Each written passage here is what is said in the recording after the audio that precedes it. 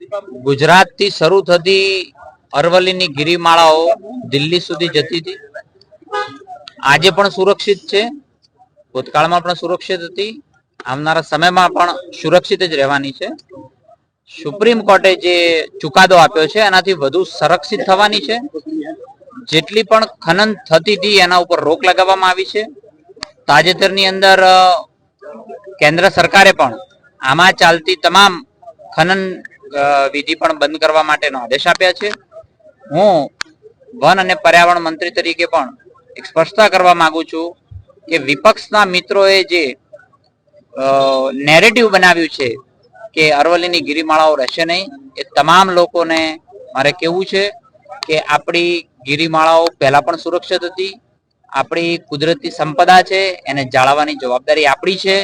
રાજ્ય સરકારની પ્રાથમિકતા છે વધુ સંરક્ષિત કરવાની છે. એક પણ ઇંચ કોઈ ખનન માટે નથી આપવાની અને એક પણ ઇંચ આપણી ટેકરીઓ ઓછી થવાની નથી.